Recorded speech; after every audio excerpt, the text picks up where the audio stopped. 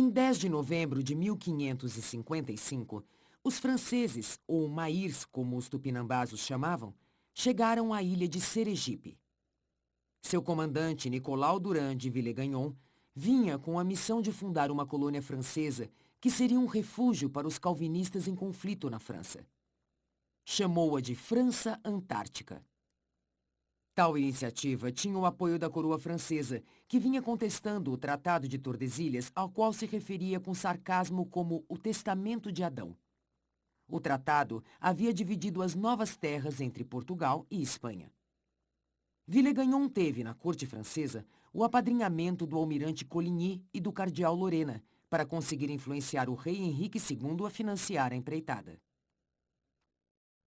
Villegagnon e alguns de seus soldados dirigiram-se ao continente para estabelecer negociações com os nativos e encontraram as aldeias de Uruçumirim vazias, só com velhos, mulheres e crianças. Seus guerreiros estavam em escaramuças mais ao sul contra os portugueses, na fortaleza de Bertioga. Os franceses buscaram então entendimentos com Cunhambebe, mais ao sul. Os intérpretes de Villegagnon negociaram com os tupinambás uma peça de artilharia. Conta-se que o canhoneiro dos portugueses, Hans de Staden, teria sido feito prisioneiro para ensiná-los como utilizar o canhão.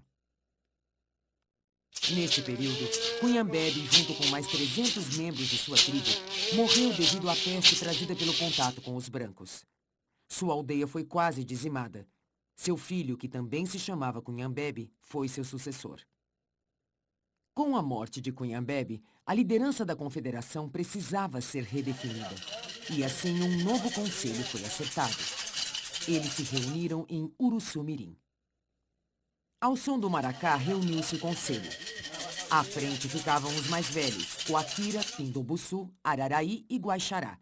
E, em outro plano, os mais jovens, Aimberê, Jogoanharo, Parabuçu e Cunhambebe.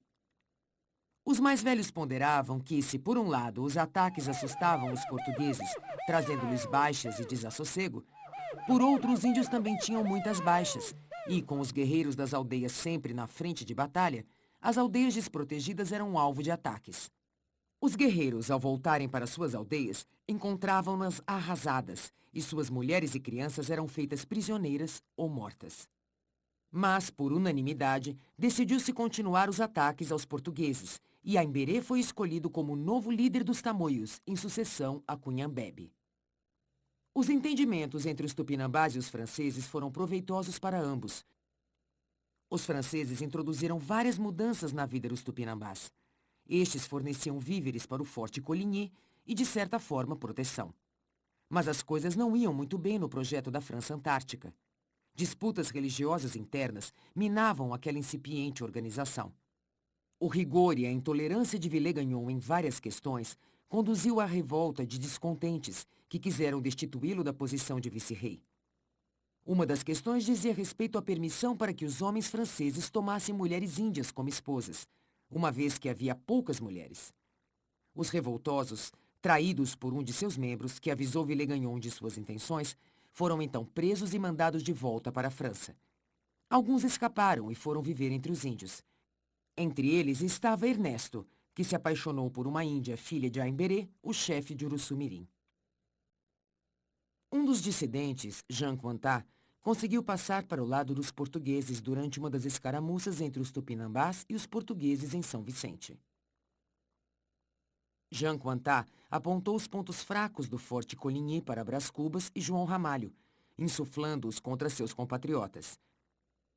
Esta informação chegou aos ouvidos do então governador-geral Mendes Sá, que acabara de receber 3 navios vindos de Lisboa. Mendes Sá decidiu que era aquele o momento de acabar com a aventura francesa na Baía de Guanabara.